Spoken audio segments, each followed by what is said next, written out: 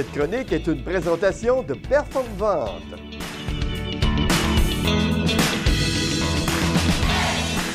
Réseauter de manière autonome et avec plaisir. Donc, vous avez que quelques secondes pour attirer l'attention. C'est pas facile, puis c'est intimidant. Donc, je vais essayer de vous donner quelques trucs. N'attendez pas que les gens aillent à vous, allez vers eux. Souvent, dans une occasion de réseautage, on a tendance à aller vers les gens qu'on connaît. Et on discute avec les gens qu'on connaît. Donc, la règle pour de nouvelles rencontres, de nouvelles relations, c'est foncer.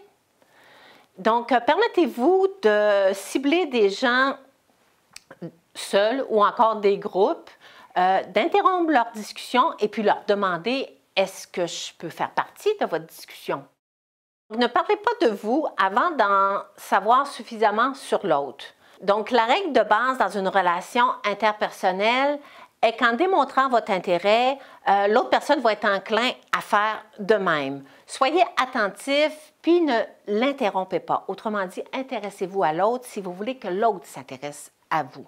Construisez une relation en prenant le temps de développer la confiance avant d'entreprendre une relation d'affaires. Sautez pas d'étape. Lancez-vous un défi. Prenez la peine de rencontrer au moins 5 personnes dans votre prochain réseautage que vous aurez à faire, de nouvelles personnes, bien sûr. Puis, si vous faites ça à chaque fois, vous allez voir qu'à la fin de l'année, votre réseau de contacts va être super impressionnant. Utilisez l'humour, bien sûr, avec des sujets qui sont appropriés. Puis, dans ce type de rencontre, l'humour a sa place. Échangez vos cartes d'affaires. Le but premier d'une activité de réseautage est de rencontrer de nouveaux prospects qui vont être intéressants. Donc, créer de nouveaux liens et non pas de vendre. Si vous commencez à faire de la vente, vous allez être vite repéré et mis de côté. Un bon contact visuel, une poignée de main ferme, puis demandez la carte d'affaires tout en offrant la vôtre. Un petit truc, en arrière de la carte, faites un aide-mémoire, prenez une note, puis ne parlez pas de vous si l'autre n'a pas démontré d'intérêt. Amusez-vous, affichez une attitude positive. N'oubliez pas que les gens font affaire avec des gagnants. Donc, si vous êtes positif, vous allez rayonner, puis automatiquement, les gens vont aller vers vous. Donc, tout est une question d'attitude. La visibilité est l'élément le plus important du réseautage. Donc, choisissez avec soin votre activité de réseautage de façon à cibler votre clientèle cible, la personne à qui vous voulez vous atteindre. Gardez le contact en 6 points. Arrêtez de parler de vous et intéressez-vous à l'autre. Suscitez l'intérêt en posant les bonnes questions.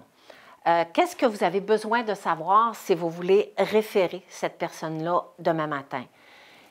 Qu'est-ce qui vous distingue de la compétition? Puis, en quoi êtes-vous spécifique ou distinctif? Lire le langage des yeux et le non-verbal, ça peut vous aider beaucoup, ça. N'oubliez pas que les gens, ils veulent être reconnus. Donc, les sujets qui sont à discuter, c'est la famille, l'occupation. Qu'est-ce que vous aimez le plus de votre travail? La créativité, le loisir, la mission. Pourquoi ils ont choisi ce métier-là? Donc, écoutez, faire de l'écoute active en questionnant avec intérêt.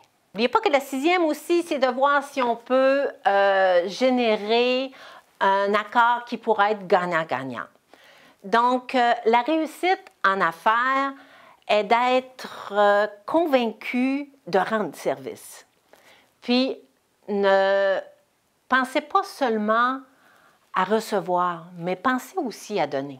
Dans le cadre d'une association de réseautage où que vous aurez simplement 1 minute pour vous présenter, je vais vous donner à peu près 7 points qui sont importants. Donc, prononcez clairement votre nom, votre compagnie, le domaine dans lequel vous travaillez.